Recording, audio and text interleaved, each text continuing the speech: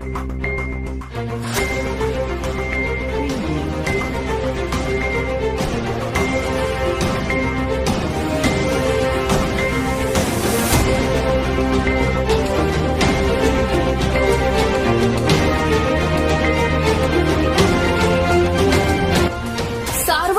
News Maharashtra. दुसऱ्याच्या घरात बघण्यास मला रस नसतो.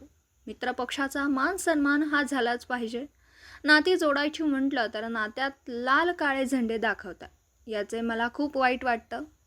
मागच्या वर्षी पण नव्हती राखी बांधली. काही गोष्टी या मनातल्या मनात सहन करायच्या असतात. सगळ्या गोष्टी बोलायच्या नसतात. माझ्या कुटुंबाने तर माझ्यावर चांगलेच संस्कार केले. माझ्या प्रत्येक भावांचं भलं व्हावं असंच मला वाटतं.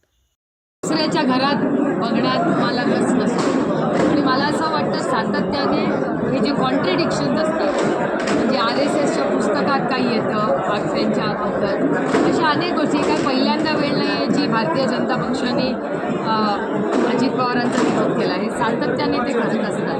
हे दुर्दैव आहे की अजित पवार ज्यांना मित्रपक्ष मानतात त्यांच्या मित्रपक्षातले लोक एका लोकशाहीमध्ये असं वागतात की दुर्दैवी वेदना देणार आहे.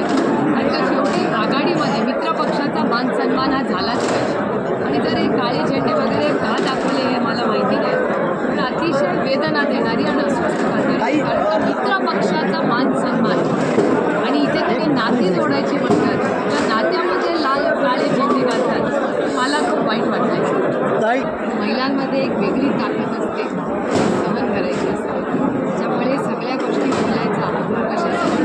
मी हा खूप प्रेमाने हा प्रश्न विचारतात की महाराष्ट्राची मायबाप जनता प्रचंड प्रेमाने मला हा प्रश्न विचारते. माझं भाग्य तुम्ही सगळे एवढं माझ्यावर प्रेम करता. माझं एकच उत्तर आहे, रामकृष्ण. 100 आमदार महिला येतील. अरे वा, किती छान स्वागत आहे. याचा अर्थ भारतीय जनता पक्ष 200 सीट लढणार, त्यातल्या 50% महिलांना देणार ना. मला खूप आनंद आहे. मी त्याचं स्वागत करते जर 100 महिला निवडून आल्या. खूप छान. विधानसभेत जर 100 महिला देवेंद्रजी आणणार असतील तर हे खूप आनंदाची गोष्ट आहे. याचा अर्थ